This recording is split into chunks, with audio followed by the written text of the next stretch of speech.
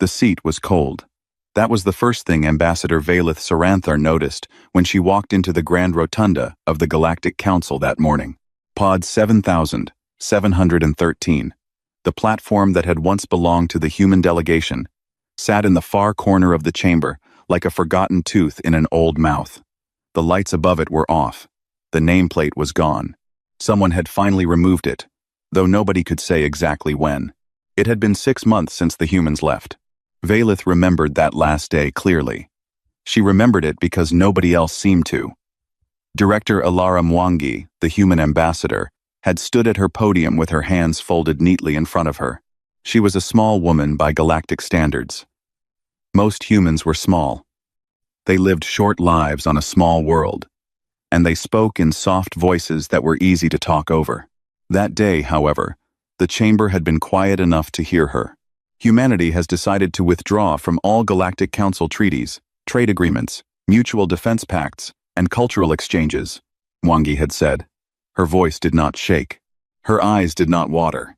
She read from a prepared statement, like someone reading a grocery list. This withdrawal is effective immediately. We wish you well. She had stepped down from the podium, gathered her documents, and walked out. Her staff followed in a neat line. Not one of them looked back. The chamber had erupted in laughter. Valith remembered that too. The Dralith envoy, a massive creature with 4 arms and a voice like grinding stone, had slapped his desk and called it the tantrum of a juvenile species. The Korvathi trade representative had made a joke about children running away from home. Even the usually quiet Thessic delegates had chuckled behind their long fingers. Chancellor Dremathos, the ancient Vale Curry who had led the council for 300 years, had simply waved his hand and said, "Next item on the agenda." Nobody had gone after the humans. Nobody had asked them to stay. Nobody had even discussed it. Now, 6 months later, Valith sat in her seat and looked around the rotunda and wondered if anyone else could feel what she was feeling. It was a strange sensation, like standing in a house where a wall had been quietly removed in the night. Everything looked mostly the same, but something was deeply, fundamentally wrong. The signs were small at first. Shipping lanes along the outer Cathari corridor had become dangerous. Pirate attacks had tripled in 2 months. This was not unusual by itself, but Valith had done some research and discovered that humans had been patrolling those lanes voluntarily for 80 years. They had never asked for payment. They had never asked for recognition. They had simply kept the route safe because their cargo ships used it too, and while they were there, they protected everyone. Now no one was there. Then there was the border dispute between the Korvathi Federation and the Thessic Union. It had been simmering for decades, a slow argument over mining rights in a contested nebula. Valith had always assumed it stayed peaceful because both sides were reasonable. She was wrong. She discovered, through quiet inquiries, that a team of human diplomats had been meeting with both sides, separately and secretly, for over 40 years. They had built a peace framework so delicate and so complex that neither the Korvathi nor the Thessic even realized the other side was negotiating in good faith. The humans had been the invisible thread, holding it all together. Without them, the thread snapped. The first shots were fired 3 months after the humans left. 12 Korvathi miners were killed. The Thessic denied responsibility. The situation was escalating daily. And then there were the medical supplies. 3 outer rim systems, home to billions of beings from a dozen species, had relied on a supply chain of vaccines and medicines that passed through human distribution hubs. Those hubs were now closed. The supplies had stopped. Disease was beginning to spread in places that had not seen plague in centuries. Valith tried to raise these concerns in the council session that day. She stood at her podium and listed the facts plainly. The piracy, the border conflict, the medical shortages. She connected them all to the human departure and asked, simply, what the council planned to do about it.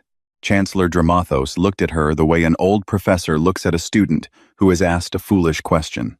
Ambassador Saranthar, he said, his deep voice filling the chamber. The Galactic Council has endured for 60,000 years. It was built by the elder races. It was sustained by the elder races. It does not hinge on a species that discovered fire barely yesterday. He paused for effect. The humans were guests in our house. Guests come and go. The house remains. There was murmuring agreement from around the chamber. Heads nodded. Tentacles waved in approval. The Draelith envoy looked at Valeth with something close to pity. She sat down and said nothing more.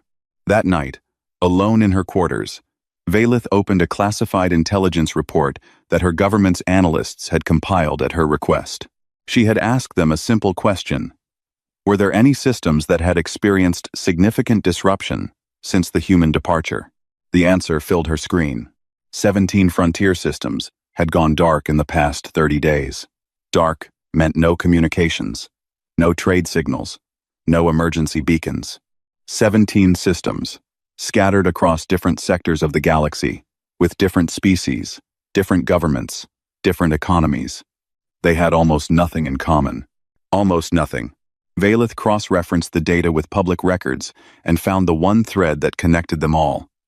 Every single one of those 17 systems had been under human protection. Humans had maintained their communication relays. Humans had staffed their emergency response stations. Humans had provided their defense patrols. And now the humans were gone, and the systems were silent, and nobody in the Grand Rotunda of the Galactic Council seemed to care.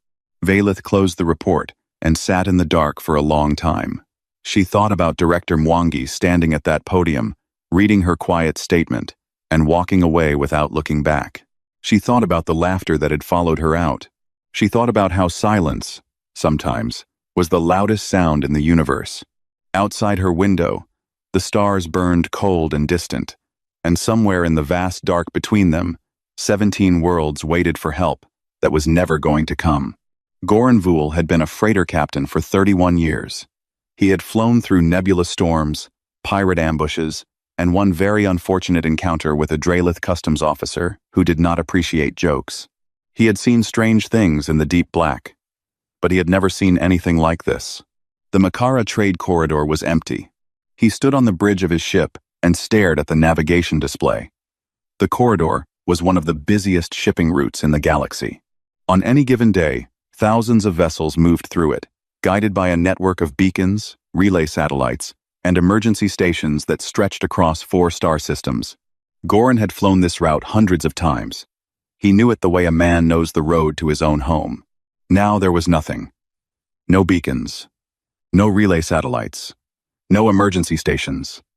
The corridor was just empty space, dark and unmarked, as if no one had ever been here at all. His navigator, a young Thessic woman named Ili, pulled up the maintenance records. She read them twice, then looked up at Goran with an expression he did not like. Humans built all of it, she said. Every beacon, every relay, every station. They maintained it for over 100 years. And when they left, they took it with them. All of it. Every piece. Goran sat down heavily in his chair. He was beginning to understand something that the Galactic Council had not yet grasped. Something that was becoming clearer with every passing week. The humans had not just been members of galactic civilization. They had been the ones quietly holding it together. The signs were everywhere now, 9 months after the departure, spreading across the galaxy like cracks in old glass. On the Korvathi homeworld, a plague was growing. It had started in the southern provinces, a respiratory infection that spread fast and hit the young and the elderly hardest. The disease itself was not new.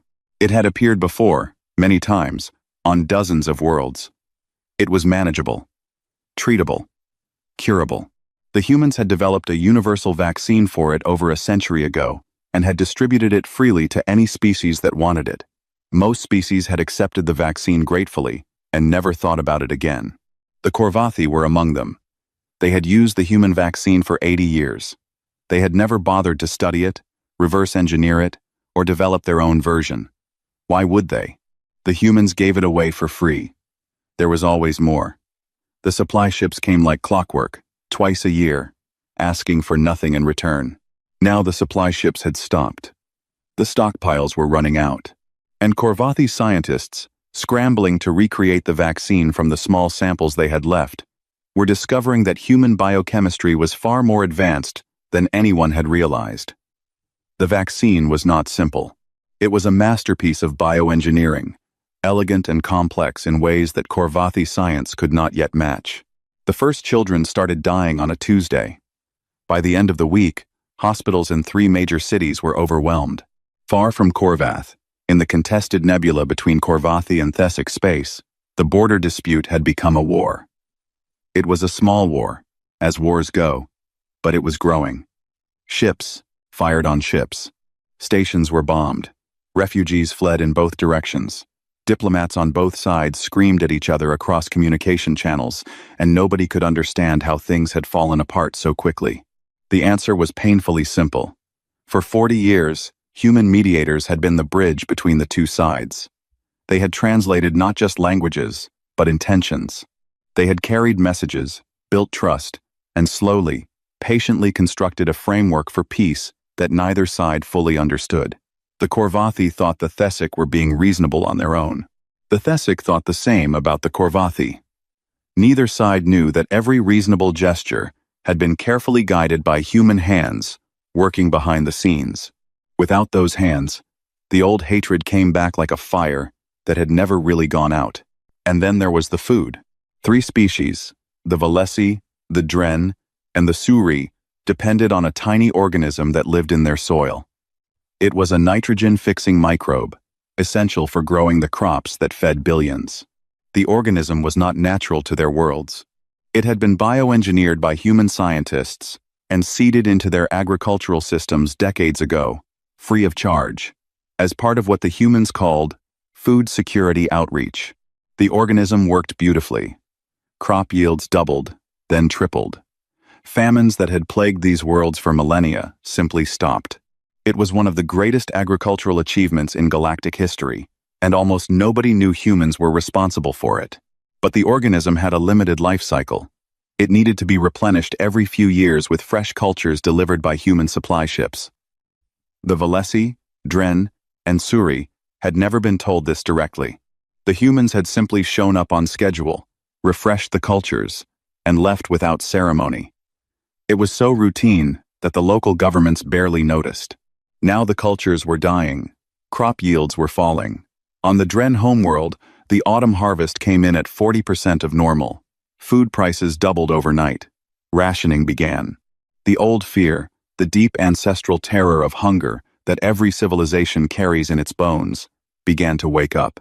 The Galactic Council held an emergency session.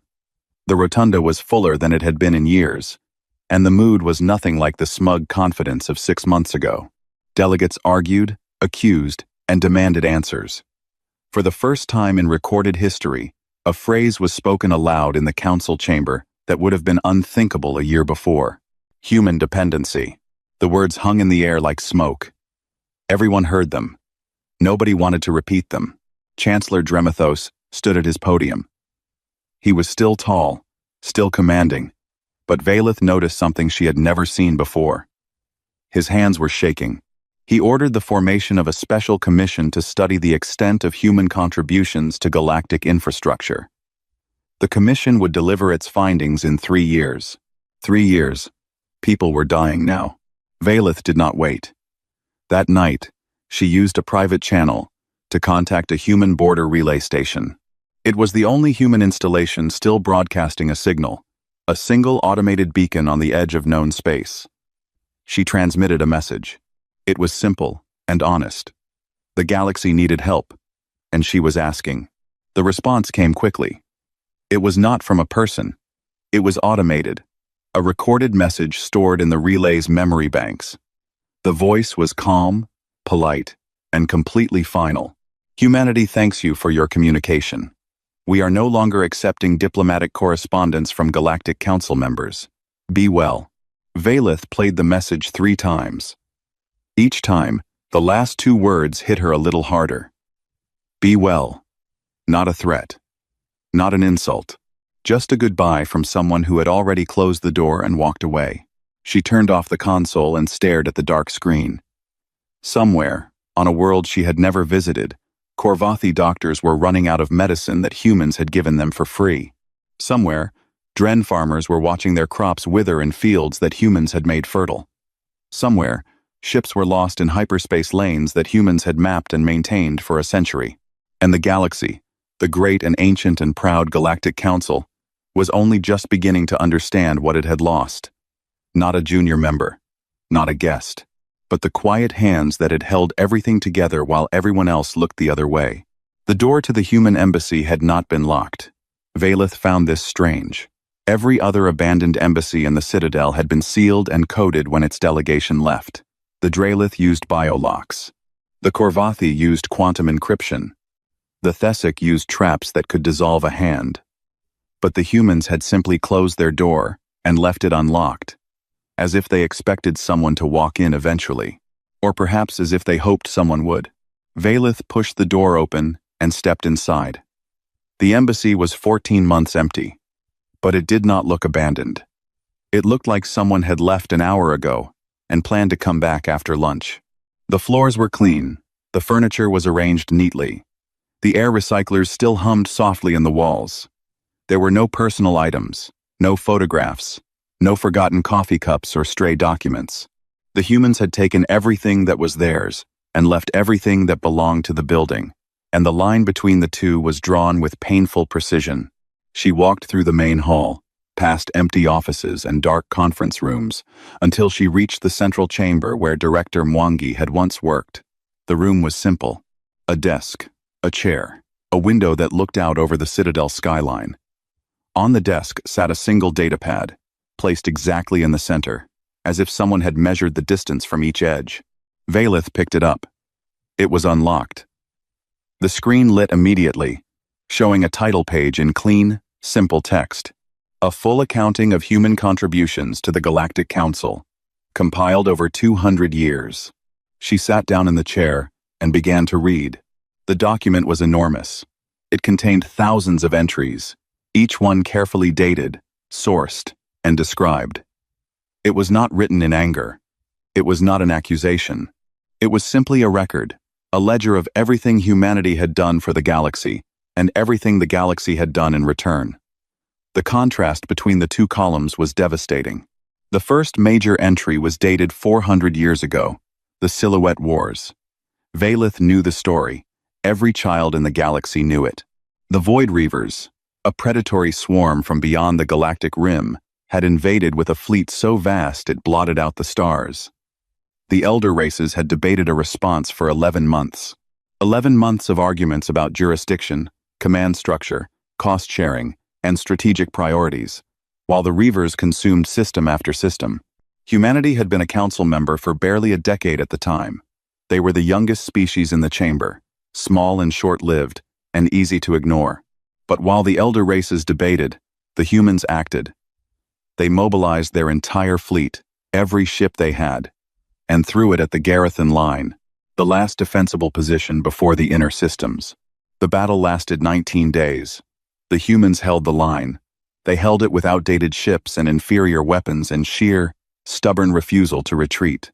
They lost 2.3 million soldiers, 2,300,000 people who would never go home, who would never grow old, who burned in the dark so that the elder races could finish their debate and launch their counteroffensive in comfort.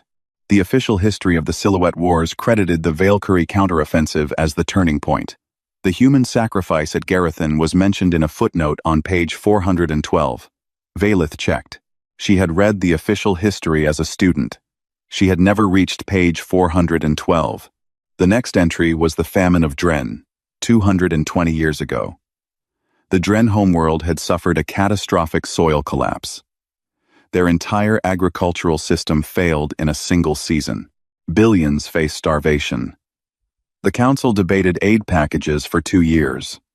6 elder species argued about terms, conditions, repayment schedules, and political concessions. The humans landed terraforming crews within a week. They did not ask the council for permission. They did not negotiate terms with the Dren government. They simply showed up with equipment and expertise and started working. They rebuilt the Dren biosphere from the ground up. It took 30 years. They were never paid. They never asked to be. When the work was done, the Dren ambassador gave a speech before the council, thanking the galactic community for its generous support. He named 6 species that had contributed to the aid effort. Humanity was not among them. The ledger continued, entry after entry, century after century. Humans building hyperspace relays that everyone used and no one maintained. Humans staffing medical stations on worlds they had never colonized. Humans mediating disputes between species that looked down on them. Humans teaching, building, healing, and protecting, always in the background, always without recognition, always for free. And alongside each entry, the ledger noted what humanity received in return. Denied a senior council seat 17 times, excluded from the Cultural Heritage Registry, rejected from the Science Collaboration Network on the grounds of insufficient civilizational maturity, passed over for the Galactic Peace Medal, despite being nominated by 43 independent systems, publicly mocked during a council session by the Dralith envoy, who called human engineering charming but primitive, 3 years after humans had quietly redesigned the Dralith atmospheric defense grid to fix a critical flaw that Dralith engineers had missed for centuries. Valith read for hours. Her eyes burned, her throat tightened. She was not an emotional woman. She had spent decades in diplomacy, where feelings were tools to be used, not experienced. But sitting alone in that empty office, reading the quiet, meticulous record of a species that had given everything and been handed nothing, she felt something break inside her chest.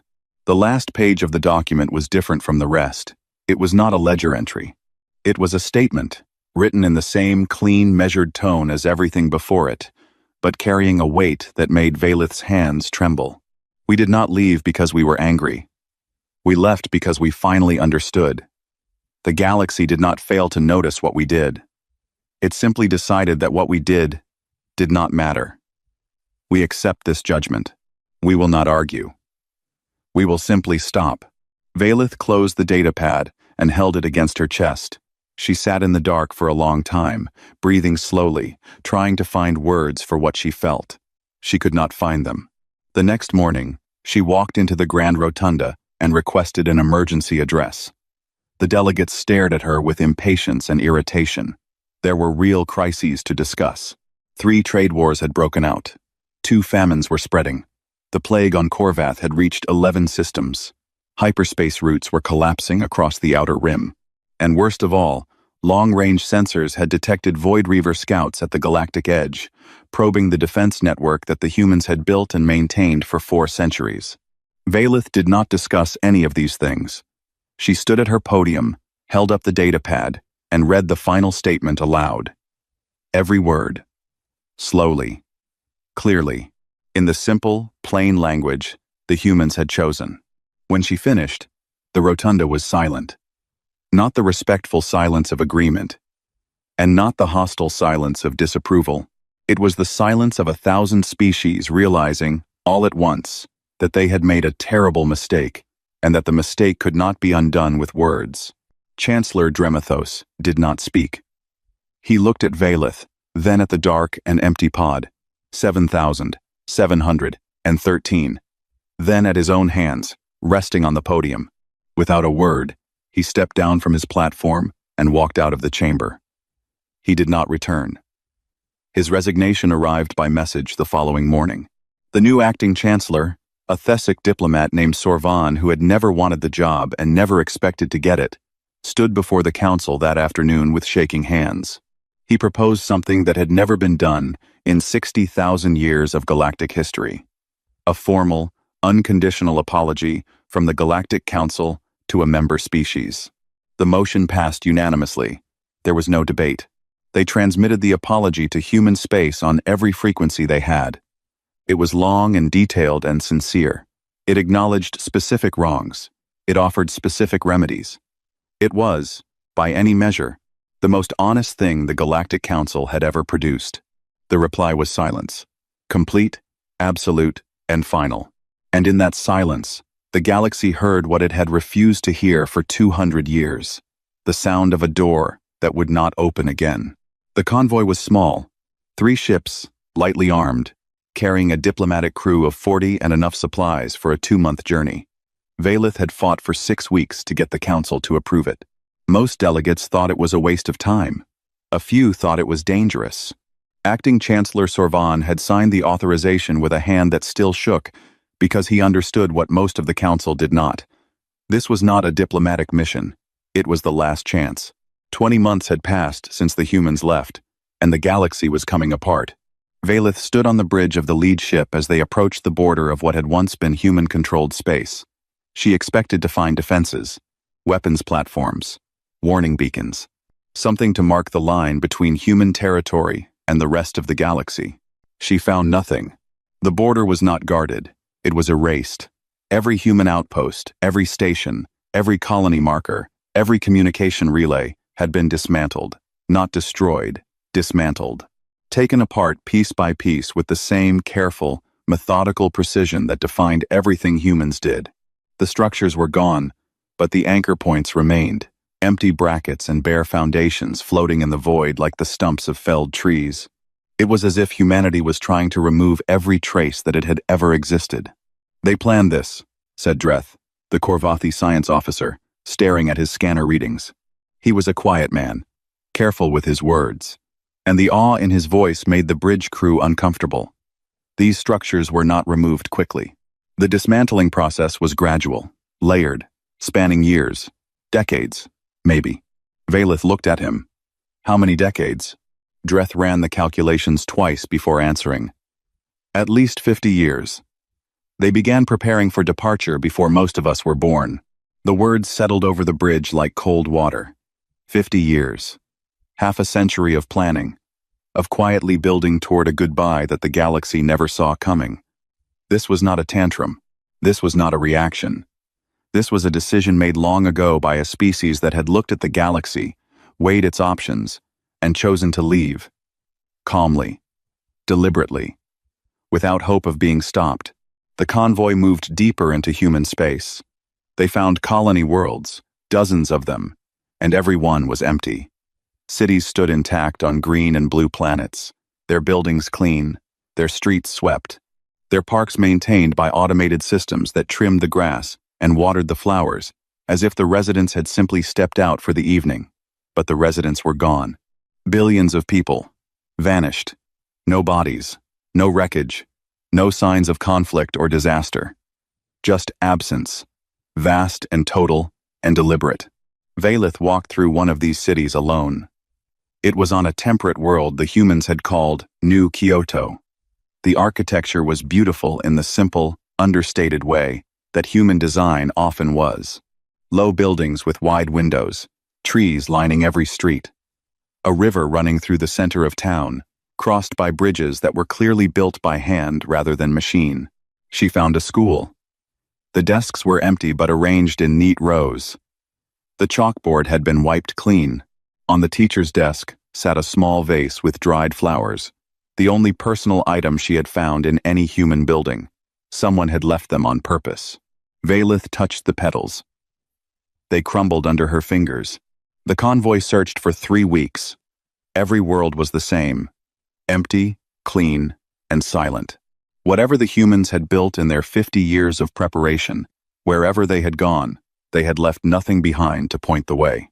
Then, in an unnamed system, at the far edge of human space, they found it. It was a satellite, massive and old, orbiting a red dwarf star that appeared on no official charts. The satellite activated the moment the convoy entered the system. Its surface lit up with running lights, and a transmission beam locked onto Valeth's ship with a precision that made her navigator gasp. A holographic display flickered to life on the bridge. Director Alara Mwangi appeared before them. She was older than Valeth remembered. Her hair had gone silver. The lines around her eyes were deeper, but her expression was the same as it had been on the day she walked out of the council chamber. Calm, composed, and utterly unreadable. "If you are watching this," Mwangi said, "then things have gotten bad enough that someone finally came looking." The bridge was silent. Every crew member stood still. "We want you to know that we do not hate you. We are not punishing you. We spent 2 centuries trying to earn a seat at the table, and we were told, in 1,000 small ways, that we did not belong. So we built our own table." A pause. The faintest flicker of something in her eyes that might have been sadness. We hope you find your way. We truly do. But we will not be coming back. The recording ended. The satellite went dark. The system returned to silence. Valeth replayed the message 4 times. She studied Mwangi's face, looking for anger, for bitterness, for any sign that this was a negotiating tactic. She found none. The woman in the recording was not making a threat. She was stating a fact, the way someone states that the sun is hot or that water flows downhill. Back in Council space, the galaxy was dying. The Void Reaver scouts had become a full incursion fleet. They poured through the galactic rim in numbers that no long-range sensor had predicted. A black tide of ships that consumed everything in their path. The Dralith hegemony, the most powerful military force in the galaxy, the species that had mocked humans as children and primitives, mobilized its entire war fleet to meet them. The battle lasted 8 hours. The Dralith were routed. Their flagship was destroyed in the first wave. Their defense grid, the one that humans had quietly reinforced and upgraded for a century, collapsed without the human modifications. The Dralith had never known those modifications existed. They had believed their military strength was their own. It was not. Panic spread through the Council like fire through dry grass. Species that had cooperated for millennia turned on each other. The Corvathi blockaded the Thesic. The Aelori recalled their ambassadors from 6 systems. The Valesi accused the Dren of hoarding food. Alliances that had held for thousands of years broke apart in weeks, and the bitter truth became impossible to ignore. The grand civilization of the Galactic Council, the 60,000-year monument to cooperation and progress, had not been held together by the elder races. It had been held together by the youngest species in the room, the one that everyone had dismissed, ignored, and forgotten. Valeth returned to the Citadel to find it in chaos. The Council was fracturing. Delegates were fleeing. Acting Chancellor Sorvan sat alone in the rotunda, staring at the dark pod where the humans once sat, looking like a man who had just realized the building was on fire and the exits were locked. Valeth sat beside him. Neither spoke for a long time. Then the communication officer burst in, pale and breathless. A signal had been detected, not from the archive satellite, not from any automated system, but a live transmission originating from deep beyond human space. A human voice, real, present, and deliberate. The message was short. 6 words, spoken calmly, without emotion, without threat, without promise. We are watching. We have not yet decided. Sorvan looked at Valeth. His eyes were wide and bright, with something she had not seen in any council member in 20 months of crisis. Hope. Valeth shook her head slowly. She did not know if it was hope. She did not know what it was. But for the first time since the humans left, someone out there was listening, and the galaxy, broken and burning and afraid, held its breath and waited for an answer that might never come. The Citadel was burning. Valeth could see the fires from the window of the underground bunker, where what remained of the Galactic Council had gathered. Void Reaver swarm ships filled the sky above Aethera, like a living storm, black shapes moving against the orange glow of a city that had stood for 40,000 years and was now falling in a single afternoon. The shields were gone. The orbital defense platforms were gone. The great fleets of the elder races, scattered and broken across a dozen failed battles, were gone. Inside the bunker, barely 40 delegates remained from what had once been a 1,000-species assembly. They sat in rows of folding chairs in a concrete room that had been designed as a storage facility, not a council chamber. There was no podium. There were no flags. The grandeur of the rotunda was a memory now, buried under rubble and fire. Acting Chancellor Sorvan stood at the front of the room. He looked 10 years older than he had 6 months ago. He opened his mouth to speak, but no words came. He had nothing left to say. Valeth stood up. Nobody had asked her to. Nobody had given her permission. But nobody stopped her either, because at this point, ceremony was a luxury they could no longer afford. She did not address the delegates. She walked to the communication console at the side of the room, activated the emergency broadcast system, and opened every channel she could reach, every frequency, every wavelength. Military, civilian, diplomatic, commercial. She opened them all and pointed them in one direction. outward, toward the space beyond the galactic rim, toward wherever humanity had gone. Then she spoke. She did not beg. She had decided this before she stood up. She would not beg, because begging was what the Council had always expected others to do. And it was time for something different. She would tell the truth. "My name is Valith Saranthar," she said. "I am speaking to humanity, if you can hear me. I am speaking on an open channel, because I want every species in this galaxy to hear what I say." She paused. The bunker was silent. 40 delegates stared at her. "I am going to tell you what we did. Not to excuse it, not to explain it. Just to say it out loud. Because in 200 years, nobody ever did." And she began. She listed it, species by species, wrong by wrong, in plain and simple language that left no room for politics or excuses. She named the Silhouette Wars, where 2.3 million humans died holding a line so the elder races could finish their arguments. She named the Famine of Dren, where humans worked for 30 years without pay to save a world that did not even thank them. She named the denied council seats, the stolen credits, the footnotes where monuments should have stood. She named every vaccine freely given, every trade route quietly maintained, every war prevented by diplomats who worked in the shadows and never asked for recognition. She named it all. Then she said the hardest part. "We earned this silence. We earned every day of it. You gave us everything, and we treated you like furniture. You bled for us, and we could not be bothered to learn your names. You held this galaxy together with your bare hands, and we told you that your hands did not matter." Her voice did not break. She would not allow it to. "But I am not asking you to come back for us. The ones who sit in councils and make speeches and cast votes, we are the ones who did this. We are the ones who deserve what is happening." She drew a breath.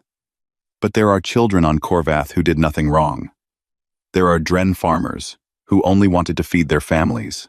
There are Thessic poets and Valesi dreamers and billions of ordinary people across this galaxy who never sat in this chamber, never cast a vote against you, never denied you anything. They are the ones paying the price for what we did." She looked at the console. The channels were open. The signal was broadcasting. Whether anyone was listening, she did not know. "If you will not come back for us, come back for them. They do not deserve to die for our arrogance." She turned off the microphone and sat down. The bunker was perfectly quiet. Above them, the citadel shook as another section of the city collapsed. Dust drifted from the ceiling. Silence. 1 minute, 2, 5. Then, Sorvan's communication officer made a sound. It was a small sound, half gasp and half whisper. The kind of sound a person makes when they see something impossible. She was staring at her sensor display with both hands pressed flat against the screen as if she could not believe what she was reading.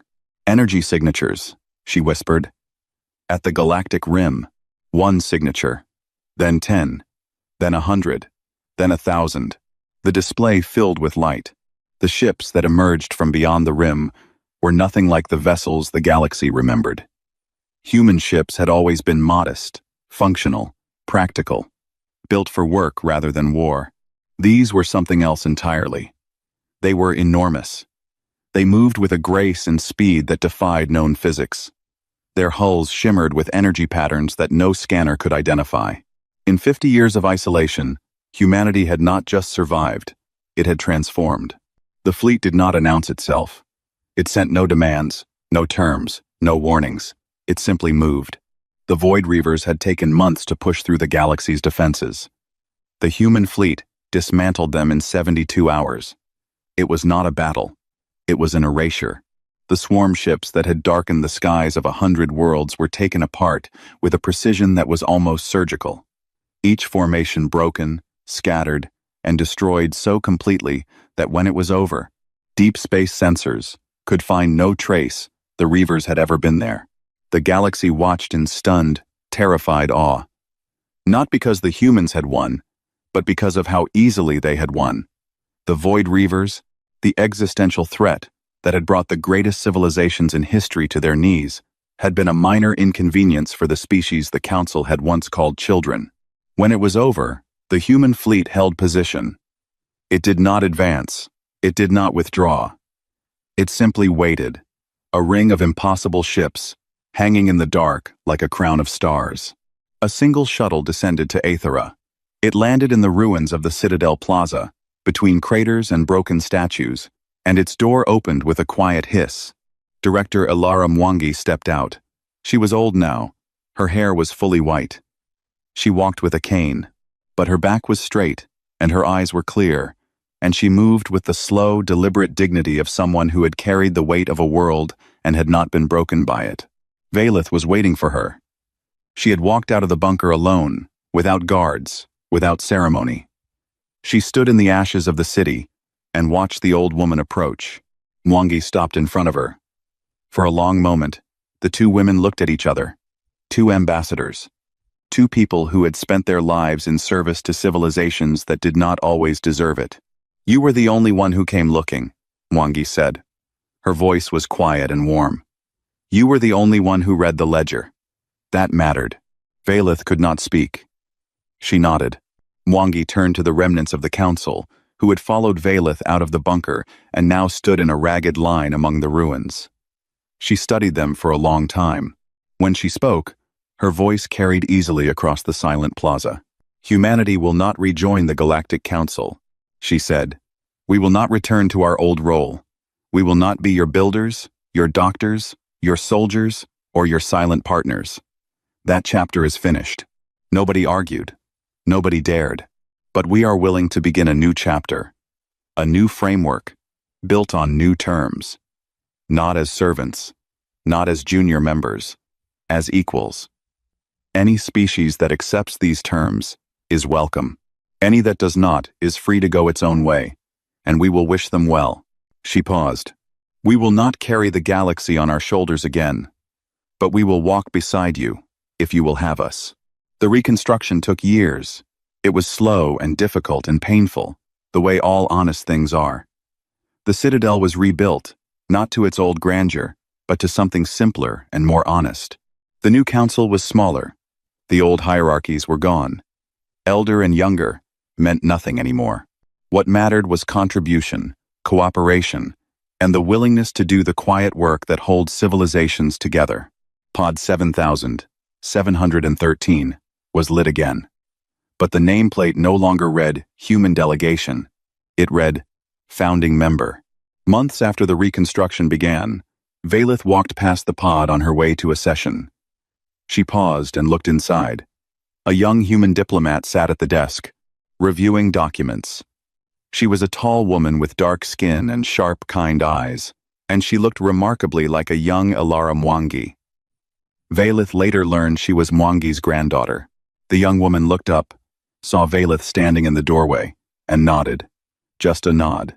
No speech, no ceremony, no grand gesture. Valeth nodded back. And for the first time in the long, proud history of the Galactic Council, that simple gesture, one equal acknowledging another, was enough.